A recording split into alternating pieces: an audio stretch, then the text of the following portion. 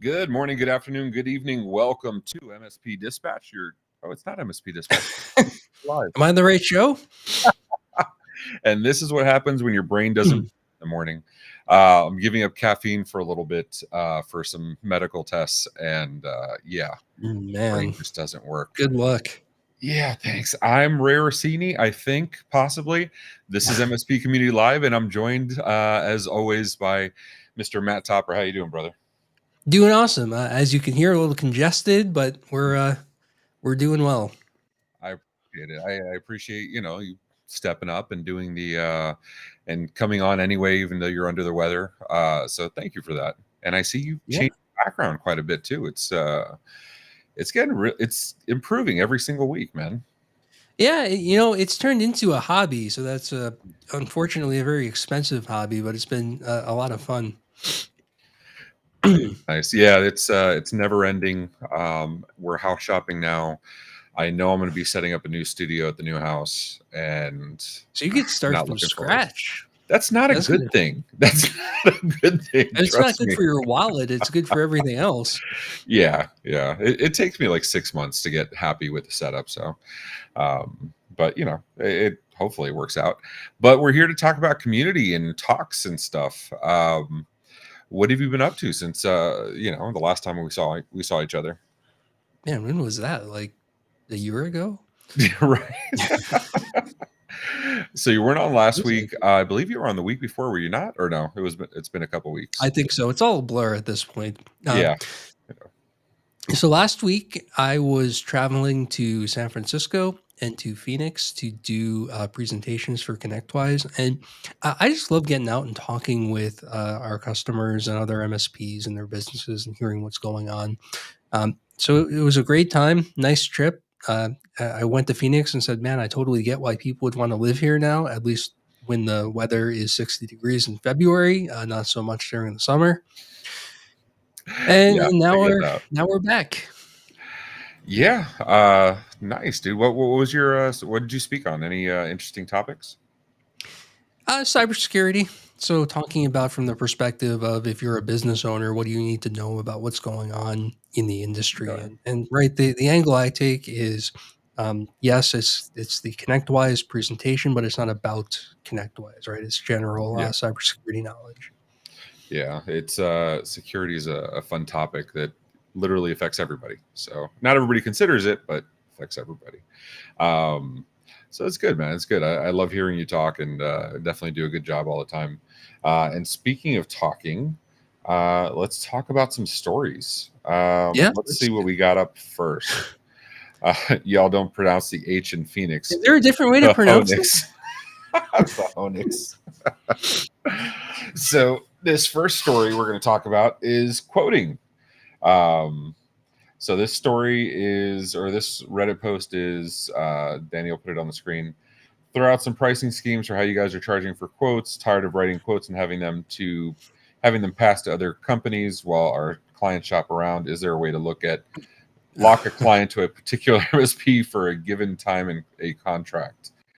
Oh man! And so I didn't even read. I wanted to save reading the post for this show. Like I saw the headline and just pictured the internal debates I've had about this subject over the years. Oh yeah. And I don't know about you. I always ended up at the same place at the end of the debate, no matter what we tried or thought about or tossed around. It always ended up the same way. And that is, you just can't charge for quotes. It doesn't work. I don't charge for quotes. Never charge for quotes. I did charge for discovery. You know what I mean? I absolutely charge for discovery. And what I would do is, we do the initial call, the discovery meeting, the blah, blah, blah, identifying pain points, and if it seemed like a good fit at that point, I'd pitch, okay, well, the next stage to get you a proper quote is to do a discovery on your network. But the discovery that we did, I would always credit back 50% if they signed. That way they had a deliverable. I don't feel like I did nothing, no harm, no foul to either party, and they're still better off if they go to interview a different MSP because they have something in writing saying what they have and whatever. Not that any other MSP wouldn't do their own discovery anyway, but it helps, So it's that creating the value. And honestly, that turned into I realized I was getting more people interested in letting me do the discovery and paying for it, and that was more productive than just doing the regular process and doing discovery during the onboarding phase. I actually closed more deals because I was willing to put in the work, obviously charging for it. And it also, those ended up being better clients because they had budget. If they're willing to put money on the line in the beginning at the discovery phase, these are people that are willing to pay for MSP later on. Yeah. I loved it.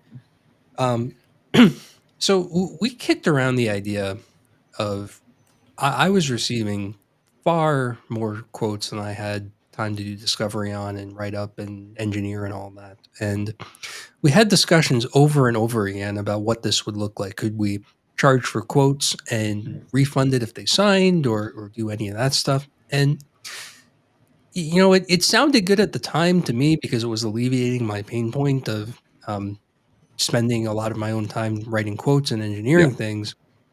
But just think about because what that that's a time suck, conversation looks right? like. Like that. Oh, it's a huge It, time suck. it's like, come on, dude. But Um, and I thought, great, right? I'll get some of my time. I won't. It'll help my P&L at the end of the day.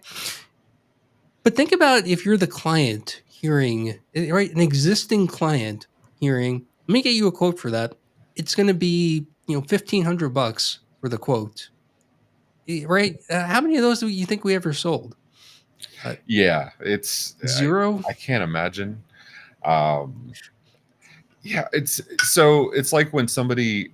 I used to get grumpy about like when you called or when I would call an appliance repair person. They were like, okay, well, it's going to be a $50 visit to whatever to go look at it and provide a Yeah, quote. I would same get thing. frustrated. Okay, so here's how that changes though, and this is actually what led to my charging for discovery. They're driving out, they're talking to me. That absolutely is part of the sales process. I would never charge for any of that, right? That's my opportunity. For me Mhm. to open and start diagnosing, that's a paid service. So that's what led me down the, if I'm going to start logging into computers, logging into switches, asking people about what's going on, I'm going to dedicate the time to it. I'm going to charge for it. That had the ancillary effect of, because I was charging for it, I was delivering a better finished product. And I had to get those processes much more streamlined, right? Because it's not just you have this and this, tell the client, build a quote and done. If it's a full discovery, a full discovery takes a couple days. It's not a small thing. Oh yeah, yeah. Um, so with the appliance repair techs, if if they just wanted to charge me to give a quote over the phone or something like that, absolutely not. But I began to appreciate when they came out and opened the dryer and said, okay, the reason is you need this piece, this piece. It's going to be X amount to fix it. And even if you say no, they got to put it back together the way it was, right? So I didn't mind that afterward once I thought about the whole picture. Um, And I think that's reasonable, right? If you're going to give um, detailed specs and things like that, that is different. The way we ultimately handled it, by the way, that's a really good point. The network upgrade for management perspective clients, right? Like yeah, a managed client, you'd be crazy to charge significant or really anything for a quote. yeah, What we ended up doing was two things. One was training our AMs and BCIOs, right? It's a different name in almost every MSP, but whatever that position is in your organization, to bring to the projects team things that they were relatively sure were real opportunities and not just like we're going to toss out three ideas just because to see what they might cost. And the other thing was to get your project engineers, all right, the person who does the architecture and the quotes, that was me in a lot of cases, but I did train other people to do it in the long term, to be good at start at giving budgetary estimates, right? Like hmm, to say, okay, this is going to be about 10K and be very clear, right? It could be 8, it could be 12 by the time we engineer everything. yeah. Those are always free. And so, okay, Mr. Client, it's going to be in that ballpark. You want us to Yeah. go through the engineering to get like the real Oh, detail. And absolutely. that saved the waste. That's what eventually killed the waste of time ones for us. Yeah, well, that's setting the expectations up front, right? You're going to need this amount of budget, this amount of Yeah. whatever to do this, and for us it was, we're charging 180 to 50 a user. There's a base fee for X amount, and I could tell by the number of users typically and what line of business, and especially what LOB apps they had, I could usually flesh out in my head general ballpark what kind of equipment I'm looking at, Yeah. and then go and whatchamacallit, and then go and do that top of mind quote. To Jonathan's point, and I know you addressed it, I just want to go more fully. Quoting for Mhm. managed services versus server network upgrades are going to be different, right? Managed service versus prospective client. Yeah, I'm not going to speak for Matt, but to me, I'm talking about pre non-clients. This is all discovery prospect stuff. Once they're an existing client, there's not often that I would have charged for any kind of quote. Now it took me 6 months to realize I would only do managed services, not just and not do any break fix or block hours or anything like that. And so whatchamacallit, we would do that. We started charging for it, but once they were MSP, they're paying monthly, and they're paying a pretty big nut monthly. I didn't mind doing quotes and stuff, without charging for it. What about you? How did The you guys big handle it?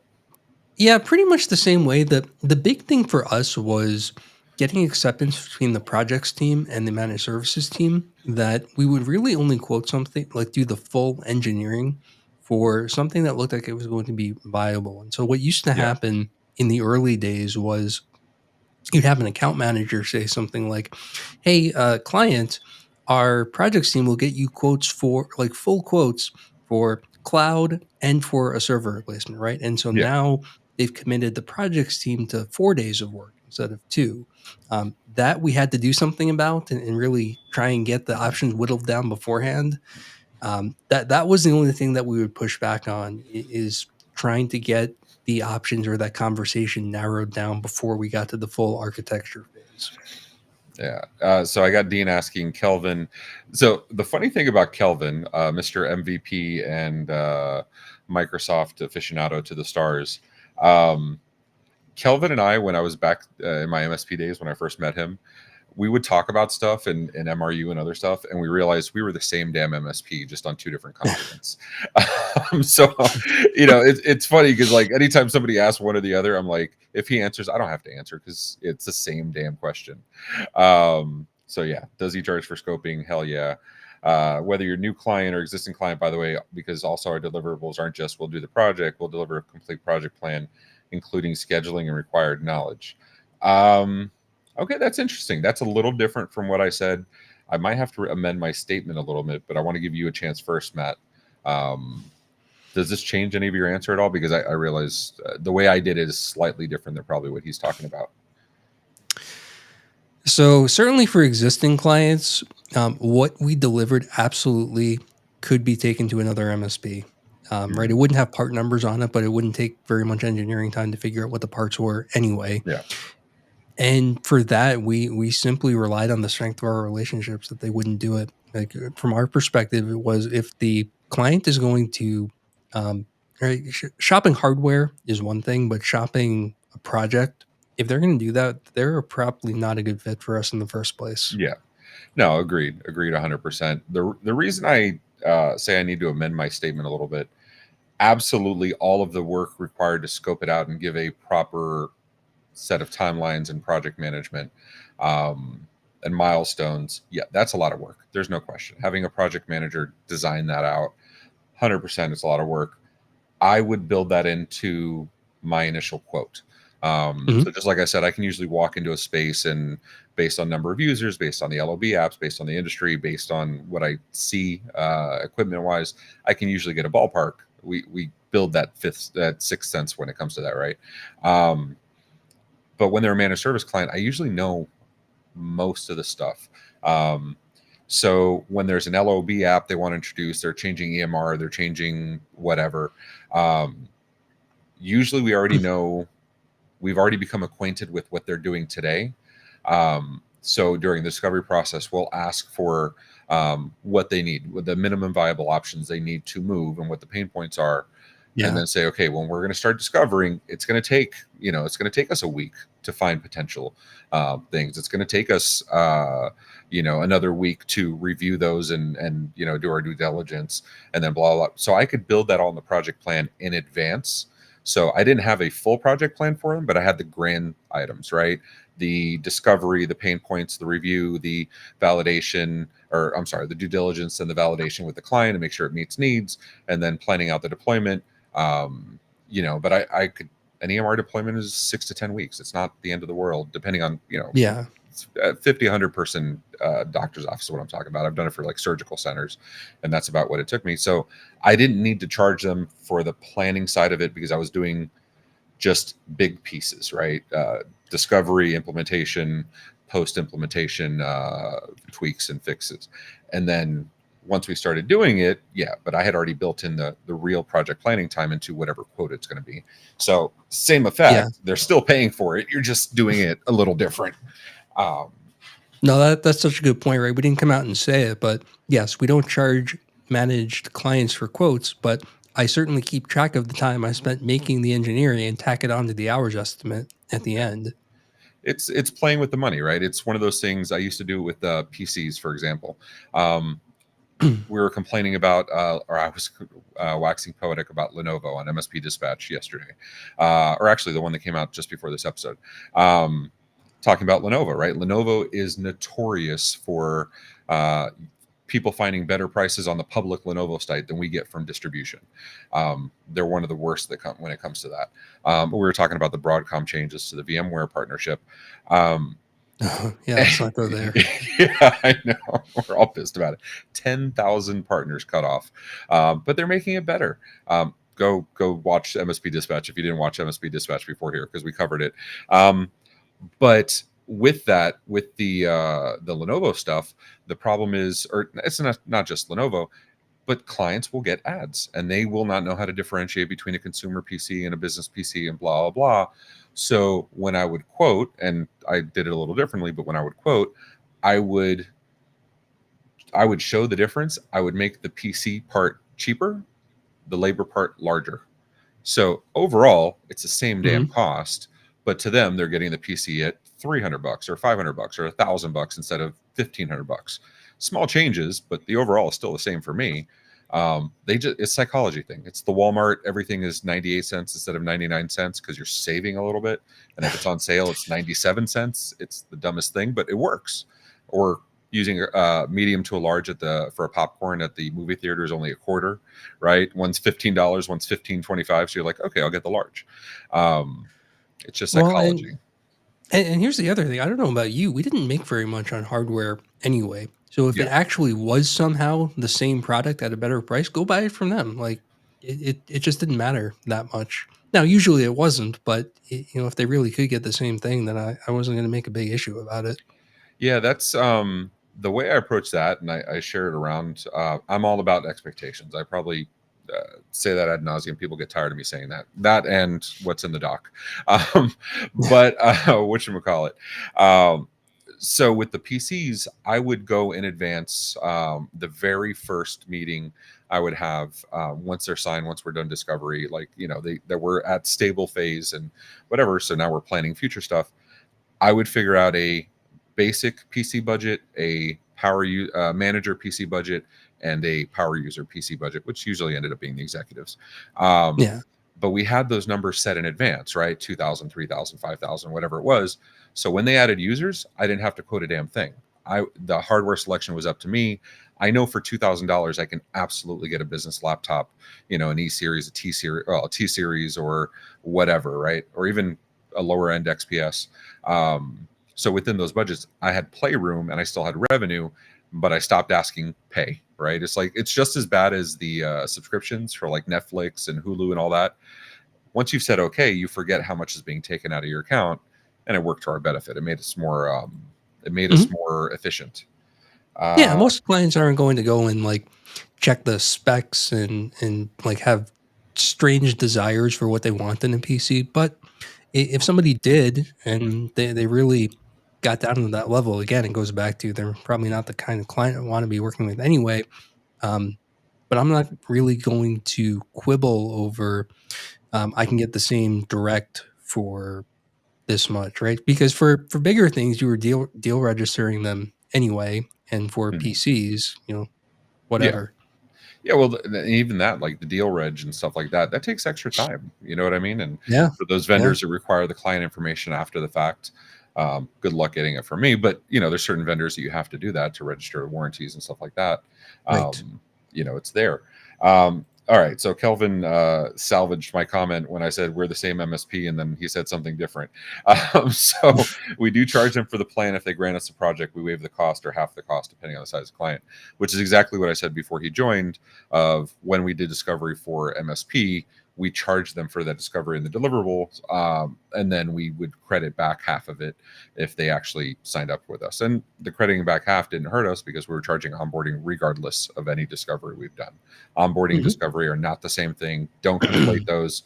Don't lose out on revenue, please, please, please. So I think that's all we can possibly say on that subject, unless you have any more We comments could on beat it. it to death more if we need to. I think we should move on. All right. So this next article, internal IT and MSP rivalries are annoying. And also those of you in the chat, Dean, Jonathan, Kelvin, anybody else in the chat, if you have stories you want us to discuss, put them in the chat and we'll discuss them. Ooh, this all is a right. good topic. Yeah. All right. So Danny, go ahead and bring it up. Danny's producing for us today in the background.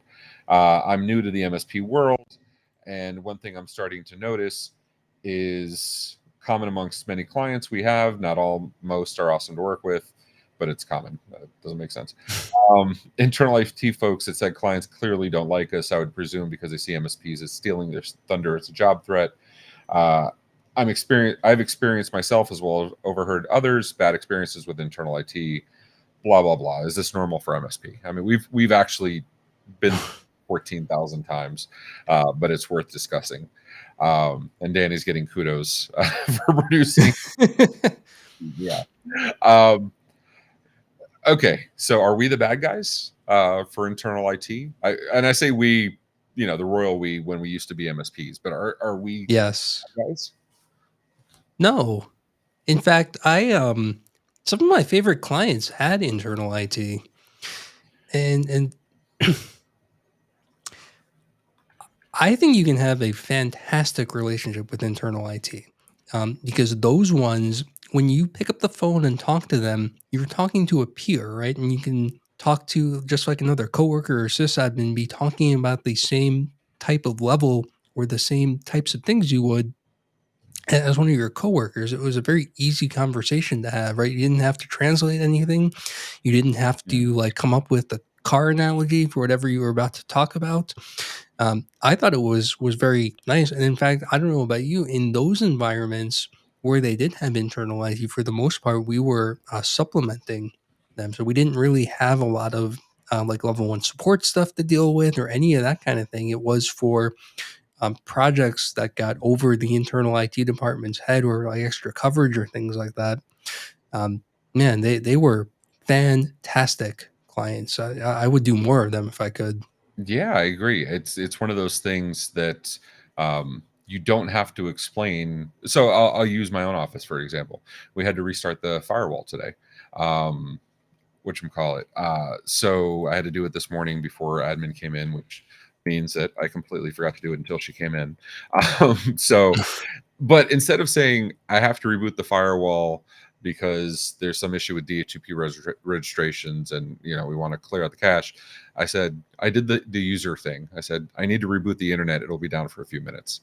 Knowing how much pain that causes me internally when I hear I need to reboot the internet, because you and I both know it's not the internet.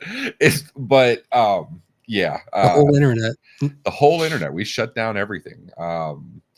No, that's Czechoslovakia's thing. And if you wonder what the hell I'm talking about, go check out their horrible history of taking over BGP routes. But anyway, but you don't have to do that. To your point, you don't have to do that with internal IT, right? Like they understand the point of an EDR or an MDR. They understand the point of SAT. They understand the point of a million things. So you can be besties, right? Like, and I strongly recommend be their biffle, right? Be their go-to.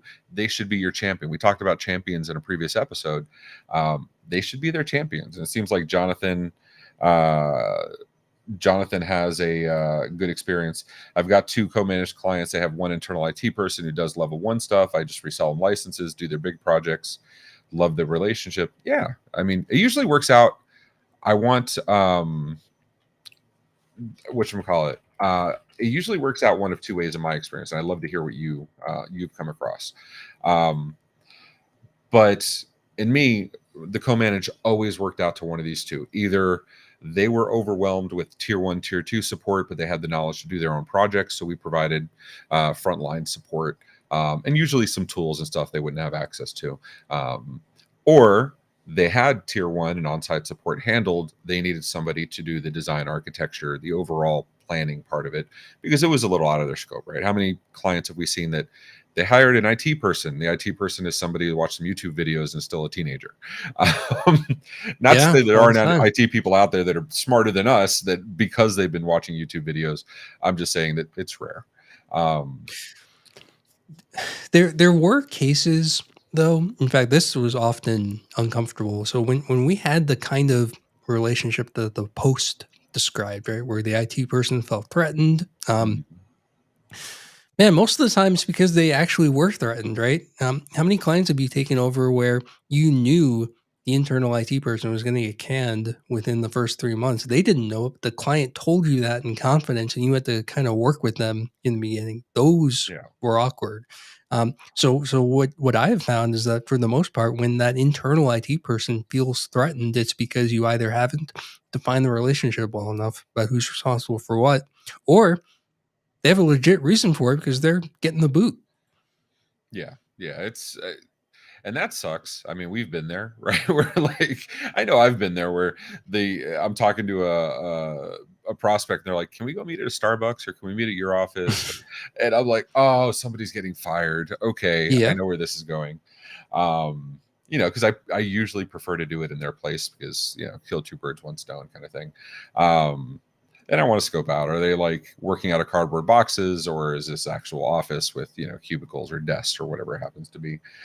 Certain things you're never going to get over the phone. So yeah, you want to pull a spooner and see what the comments said? I predict that the comments are. I'm going to give Reddit credit here. I think they're going to talk about the good potential for the relationship. All right, let's see what all right, roll for initiative, who's frequent comment poster. It's frustrating and common thing is if the MSP and internal IT are half decent, they can make an amazing team. What doesn't work if one of them are what doesn't work is if one of them are terrible. Yeah, no No, argument no there. arguments. Yeah, seriously. Sometimes they make it worse. Um, they came to us for backups, get squared away. It was miserable working with them. Oh, as a friend moved to a new company, had a couple internal IT, friend having worked with us, knowing we had procedures and organization down, which is also a major bonus for working with an MSP as far as co-manage. The documentation should be stellar. The processes should be stellar because we do it every day. So internal IT went to HR, bosses having us do stuff you'd only do if you were going to outsource our jobs. They had no documentation. Oof, that's rough. That is like the worst interpretation of Oh what man. it is. I feel bad for that. Let's see if we have some partnership, some positives. Right? Jazz If you're drums. gonna toss Yeah, your internal IT after hiring the MSP, like just do it. Like do it in a stick yeah. around for a week or two or however long it takes to transition and Hmm. cut the cord. Yes, absolutely. Like there's no reason you have to. I don't know. There's no reason you got to belabor the point. I'm the kind of person, if somebody wants to leave or I'm going to get rid of somebody, I'd rather terminate them immediately and give them a couple weeks severance than keep them on knowing I'm going to be terminating them or anything like that.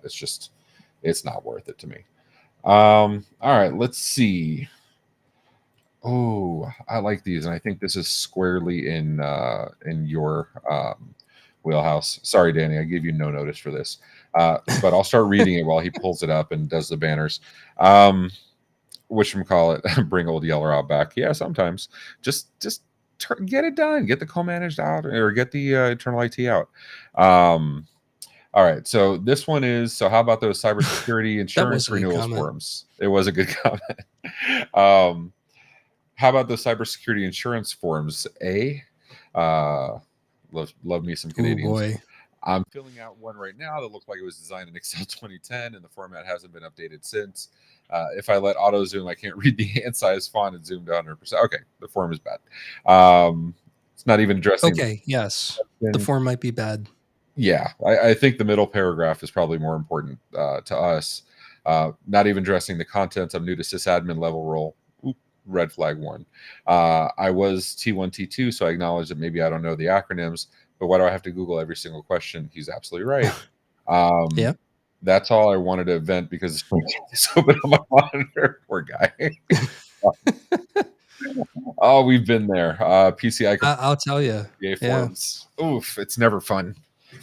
It's not, and right, what he's doing is all you can do, because the Yeah, reality of it is, if you want coverage, you fill out the form. yeah. I'm not. So one of the reasons I've talked about this before, one of the reasons I liked regulated businesses is because most of the questions were the damn same thing. It was, Yeah. do you have a segregated network? Do you have restricted access via physical security controls and alerting? Do you have temperature control environment? Blah, blah, blah, blah, blah. They're all the same thing. So we would build a catalog of questions and answers so that when this stuff come up, it was just a matter of matching them. And if it was a new question, we'd add it, right? This way I could have a junior project manager. We did project managers, or TAMs, the technical account managers, Mhm.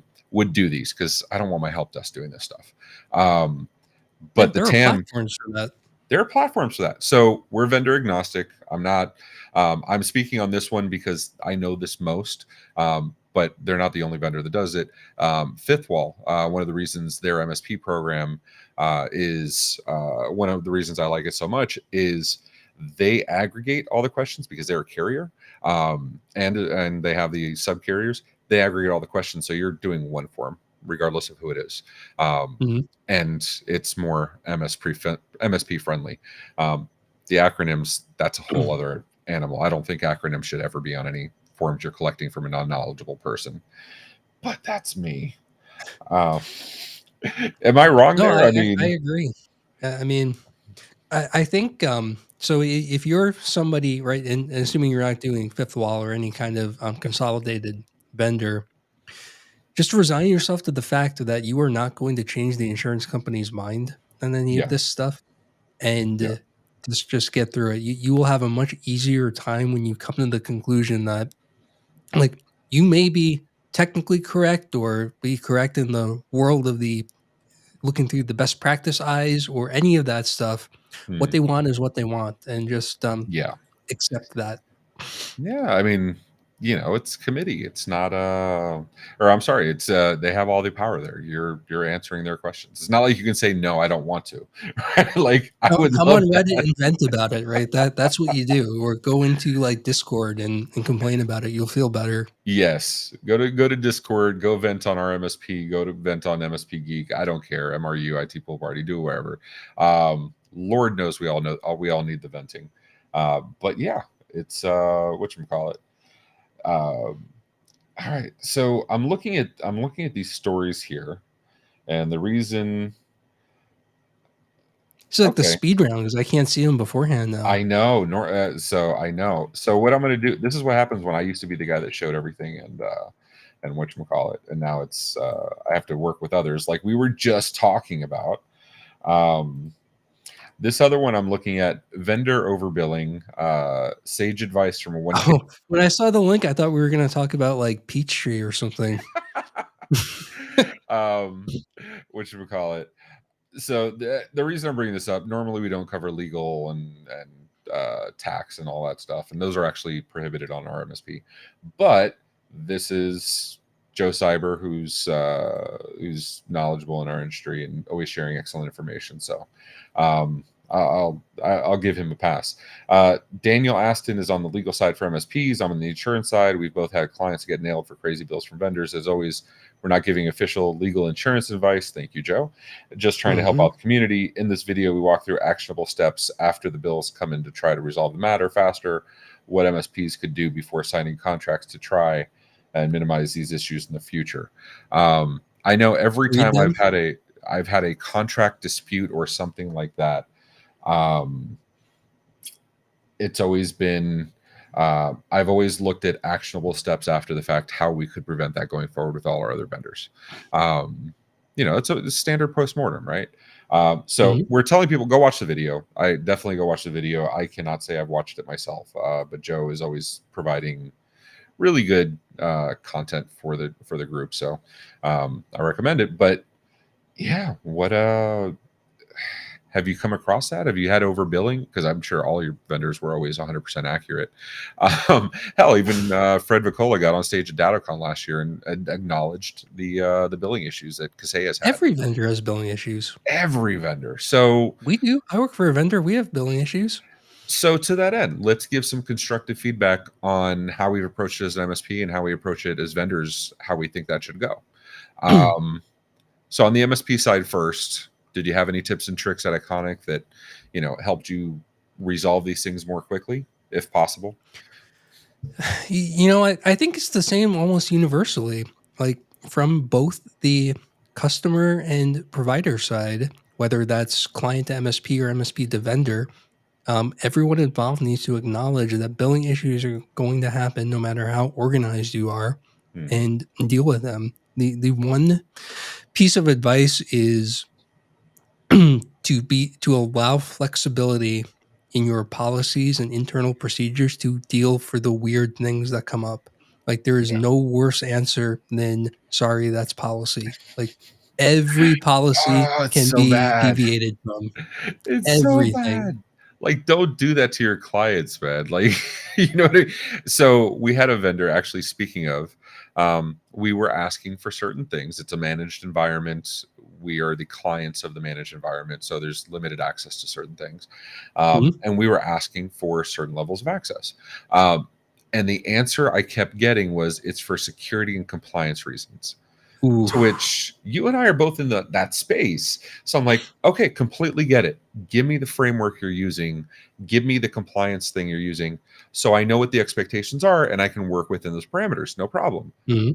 They could never give me one, because don't tell me that's not security and compliance reasons. That's policy decision internally, right? Security and compliance reasons means this is something you're applying from some framework, What risk are or you protecting against here? yeah, what are you protecting against? I later found out they had a misconfigured network, and doing any kind of remote access would open you up to everybody.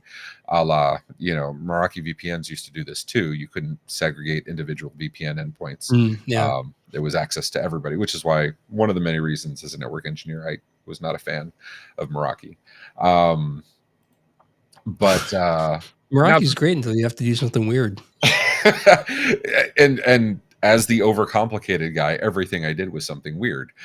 So Yeah. not my use case. I have a good friend that standardizes on Meraki, but it's specifically so his techs, they're better focused on other things. They don't need Mhm. to know deep level networking. In those cases, absolutely makes sense. I have no arguments against that. Just not for me. So let's see here. So on the vendor side, I know you said it's the same on both sides, but um, It can you? really is, right? Yeah. Like, Oh, yeah. It is. It is. acknowledge that this stuff is gonna happen and empower the people who are, fielding these requests, right, to either have the flexibility to make exceptions and fix it, or give them a conduit to get it in the hands of someone who can, right? Yeah. That's really the answer. Yeah. It also realize they're just people on the other side, right? And you didn't say this explicitly, but I'm going to go ahead and extend what you said of, it's really the Mhm. same conversation on both sides, because it's an us thing, not an us versus ed thing. It's an us, the vendor and the MSP, trying to get it solved. Because while you're frustrated they're over, under, or incorrectly billing, they're also frustrated they have to waste time on this, right? Like, it's something the system should have fixed to begin with, and they definitely didn't do it on purpose, I would think. And in most cases, the person you're talking to is not the person that can make the final decision. So realize that. Like, don't be a dick. I think it's the easiest way to say that. Yeah, right? That's perfect advice. Oh, so I was gonna give you a pass. I think I'm not going to. I'm looking for the, oh, there we go, the MMN post. Uh-oh. Broad, yeah, Broadcom. Um, so as many of us have already heard, Broadcom has they purchased VMware. The deal closed fairly recently, I want to say. It was finally approved. Mhm. And they changed their partner program. Now we covered on MSP Dispatch, that's why I included the link. But the links to the actual articles are in there in the thread. So, whatchamacallit. So their partner program, they're not the only ones that did this. Yeah, I'm getting worked up just thinking about it at the moment. So Broadcom buys VMware. Broadcom makes a decision, subsume VMware's partner program into the overarching Broadcom partner program and make changes to better align the two. Everything up to there makes absolute sense to me in an M&A Mhm. structure. But then they started Dell. They started doing the Dell thing of, remember Dell started killing partners access to direct Premier, and they wanted everybody to go distribution if you were below a certain financial threshold or whatever. Oh, I thought you were going to say reps started calling my clients directly. That too. That's a whole other ball of wax. But VMware or Broadcom VMware, actually made changes and the changes aren't finalized yet. Like they haven't actually said 100% of what the changes are finally going to be, which is another point of frustration. But they cut out 10,000 partners. Now, to me, that's cart before the horse. If you have your partners that don't know the expectations of the partner program, right? Like if you're a tier one CSP with Microsoft, you know the financial commitments, you know the Yes. compliance commitments. They're black and white, as black and white as Microsoft can be with all their documentation. But it's readable, right? Like you can get somebody to read it. But if they haven't defined the final partner program yet, why are they cutting off so many partners? Well, Um, right, and you just talked about the answer to this. The CSP program, this is one part of it that goes well, right? Like, if you're a smaller VMware partner, there is no equivalent really to an indirect CSP in the new VMware program. Is you have to kind of beg a big one to let you have some licenses. yeah, That yeah, that's the frustration. it's super frustrating. It's super, super frustrating. And, you know, I use 3CX. 3CX is a competitor, so take this with a grain of salt. But so just take the facts from me, don't take my opinion. But 3CX did this too. They changed their partner program. I want to say 2022. So you were only getting rewarded in the partner program on the point side for new license purchases. None of your renewals started counting when it used to count before. Um, I get it. You want new blood, you want new business, and all that stuff. I have a very strong disliking of anybody that moves the goalposts for a partner program. Like that to me is disrespectful. If we're going to change the partner program, I'm absolutely going to grandfather in the people that had the old program. I'm not going Yeah. to change it on them, right? Like it's a slap in the face. And that's not just 3CX. I want to be clear. Many programs have done this, right? SonicWall killed their Has program. They left, I forget what distributor it was, Securematics, then went direct, and now they're with, I forget who they distribute through. Don't know. Don't care. They got rid of the Has program, so I couldn't care less anymore. But you get what I'm saying. They evolution happens all the time, but you have to take care of how you're going to treat your existing partners, how you're going to not screw up their business. Because how many of us have built our businesses on certain technologies, right? Yeah. Like if Microsoft kicked, I'll use Kelvin example.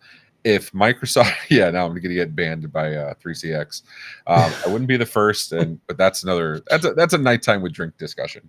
But whatchamacallit, but like Kelvin, for example, I'm sure he figured out he's a smart guy. He has a great team over at Lime Networks. But if Microsoft killed his partnership, I bet that would torch a good portion of his business. Right. Yeah. And you have to recognize your vendors can do that. They can absolutely do that. Um, Knowing that, was that something you ever planned ahead to kind of mitigate that risk? It's something that you plan for in a risk assessment. So it definitely is something you think about, and it's no different than um, considering the partner might go out of business one day or Yeah. might discontinue the product one day. So you do have to consider that.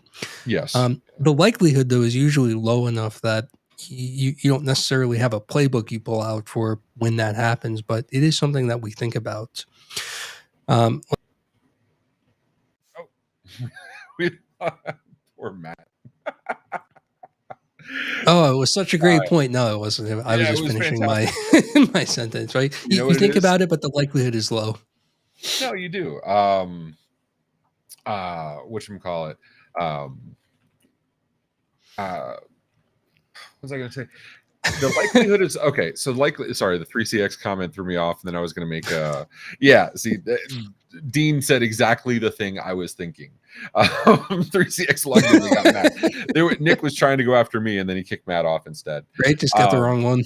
Yeah, but so to that end, because I'm uber paranoid and I'm always looking for, uh, ways to bring him back in or to protect myself. I every single year to at my vendors, and if I had to replace them, what's out there. It does a couple things for me, and yearly may be aggressive for a lot of people. We have the structure for it, so we're okay. It is a significant amount of work, but reviewing the platforms so we know what the options are, and it gives us two things. It gives us we know who we'd move to if we wanted to move because of X things, who's closest to a Mhm. solution. B, it reminds us and lets us recommit to whatever application or vendor we're using because we've now reviewed and acknowledged they're still our primary choice for this space. Um, we always joke about it's Wednesday, switch your RMM and fire your client, or you know what I mean? Like we joke about these things and shiny object syndrome, which is 100% true. Um, Mhm. that's another thing. VMware got rid of free Yeah. XI, but also it's $300 for like the 3 licenses for the base one. Like if you can't pay $300, don't do it commercially. And I'm totally not counting any of my personal lab machines. Right. I was going to say labs are gone now. That's the big thing. They are. But I would argue building labs in Hyper-V locally is just as easy, and maybe sometimes easier because it's built into any professional version of Windows. Yeah. Um, No, it is. Now, as a public infrastructure, I absolutely prefer VMware. Like if we're hosting something, and a lot of our infrastructure is VMware, it's paid, but we whatchamacallit, it is anyway. So but that recommitment to knowing this is the tool I still like, this is a tool I'm going forward, and acknowledging there's a high barrier to entry. I think that exercise deserves to happen, right? Yeah, I think, and I'm going to expand on your point that this is a risk. So when you're doing third party risk assessments, there's really something like 8 types of risk, and this is one of them. And another one is this is a risk if you're using something that's very specific or bleeding edge that has no alternative. Um, that's a significant risk too, right? Like say you found the absolute perfect whatever software, right? Um, if they go out of business, and they have no competitors, you're in trouble as an organization, depending on how important that is to your operations. I agree 100%. So Jonathan mentions there. I found the video. I wanted to make sure I had it. He's talking about Tom Lawrence. Tom Lawrence is a huge fan of XCP NG. This is a link to his video where he talks. He's actually done several videos on it. XCP NG, I believe, is open source. If not, it's absolutely freeware. I believe it's open source as Mhm. well. And can be used for commercial application, if I understand correctly. I know Tom does an amazing job of actually covering like what the licenses are and what it means for your application. He does a great job. So go check out Tom at Lawrence Systems. If anybody wants to watch that, it's definitely interesting. All right. So, but even that, if it's an open source platform, it could absolutely change. We had this with Tailscale. We had Tailscale for 2 years, and then they changed goalposts on us, and we had to move over to we went over to Cloudflare for everything. But still, you know what I mean? It was like it wasn't a small lift, and it was like an immediate. It was jarring to be told, "Hey, you need to move," and we found because they cut off our access, so we didn't get remote access to stuff. Uh, Yikes. yeah, so we're trying to log in, and then there was a support ticket because there was no notice, and then via the support ticket, they finally said, "Oh yeah," after 24 hours, "Oh yeah, it's a matter of you don't qualify for this anymore. We had to revoke access. You need to change your tier, which sucked. There was no notice. They sucked. That's not Um, cool. yeah, and so because we have done the yearly reviews and we always have backups for all of our systems, we knew immediately we were going to move to Warp, Cloudflare Warp. And we had already done the due diligence on, and we hadn't done a deployment plan yet. We hadn't done documents and education to the staff yet, but we were prepared to do so much, much more quickly because we'd been reviewing every single year. So I think it actually took us 48 hours to get Warp configured, loaded into Intune, deployed out to the endpoints, and notified the staff, create the documentation, notified the staff of the new changes. Mhm. So, which is ridiculously fast for a remote access solution. But it was because we were prepared. So with that, damn, you said we were doing rapid fire, but we took the whole hour. We went pretty good. Yeah, data centers hate this one simple trick. What should we call it? So I want to close with something really awesome I'm very proud of. MMN has started the Channel Impact Awards as of this year. I believe it's every quarter, we will review another group, another segment of our space, and ask for open nominations for whomever wants to nominate for that space. This first series, we're covering women in tech because it's an underserved, underrepresented minority in our space. The numbers are anemic. I'm the proud father of a female engineer. My company is actually, I think, 60% women. Including leadership, not just sales or marketing and HR, which always seems to be the case. So I say that because, if you have somebody, this is not looking for executives. This is not looking for people that have the highest revenue numbers. There's already lists for that, right? Like you can already go and there's people that cover those lists. I don't care about that. I'm looking for any woman that has had an impact on anyone in your space. If you've seen somebody looking out for somebody else, somebody that took somebody under their wing and started introducing them to people, somebody that got you into doing something you weren't comfortable doing, like public speaking, and enabled you to do that. That's what I'm looking for. Doesn't have to be executives. It could be a vendor. It could be a client, an MSP. It could be, a consultant in our space, which is a vendor, but that's another conversation. But any women in our space, and I know Matt, you and I both know amazing women in our space. Mhm. I've worked with some amazing women. She's not at she's not at ConnectWise anymore, but Amy Lucia. I love her to death. I absolutely love her to death. But you guys have had so many amazing people over there. Corey Lehman, so many people. I'm not going to go down the list because it's a long list. But yeah, I mean, so we're going to run their promo and we'll close it out. But before we do, Matt, anything you want to close with before we take off? Close with, man, I want to expand on my point about third-party risk. I just love talking about it. Yeah, we can go another hour in the MMN Right? stage. It's We'll do it on Discord. not just Yeah. checking their SOC 2 report. Yes. And actually that's something we're working on with Adam Wilford, who worked over at with Bob Coppage, Simplex, and now Adam's elsewhere. Kevin Dukevich is my CTO for OIT, and obviously he used to work with Adam. And so we're doing a due diligence thing we're working on. I'm definitely going to rope you into it. Dean brings up an amazing point. An amazing woman at MMN is running the program. And yes, while I support it, while I'm absolutely an ally, and it's super, super important to me, I wanted to make sure this was run by a woman in the channel, not myself. So Logan, who's our community manager for OIT and MMN, she has spearheaded the whole damn thing. She selected judges. She created the criteria. I provided minimal input other than asking for this thing to be done. She has absolutely taken over. There you go, Logan. I've been summoned. Nice. So if you have questions, the judges are. Help me out, Logan. The judges are Logan, Alexandria Boyd at OIT, Heather Johnson at Goes Into Eureka, myself. I'm missing one, and I'm going to get in trouble for missing one. Logan will tell me who it is. We have 5 judges. You can't leave which out just one. Now you're really insulting the one So person I you left think it'll out. be on the promo. And actually, here's a call to action. It's absolutely on the nomination link.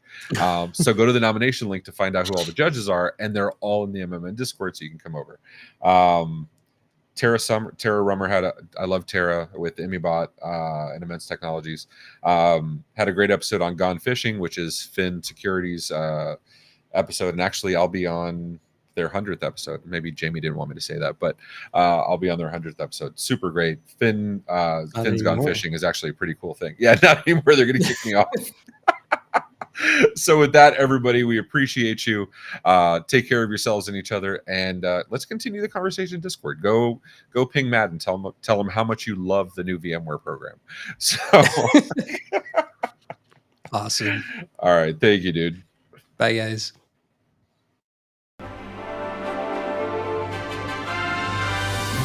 Here at the MSP Media Network, we have a greater responsibility to recognize women not just for their accomplishments, sales, productivity, and products, but for their direct impact on the MSP channel. Our newest show, Channel Impact Awards, will spotlight the mentorship, charitable works, and behind-the-scenes, above-and-beyond behavior that often goes unrecognized. Our first season of Channel Impact Awards will award women of the channel for their incredible contributions. We hope you'll join us in our commitment to highlighting the exceptional women of the MSP channel. Please scan the QR code on your screen now to nominate a woman you know for the Channel Impact Award. You have 2 weeks to nominate someone you know. Stay tuned on the MSP Media Network for more information on the Channel Impact Awards, including our esteemed panel of judges and the first set of award-worthy nominees.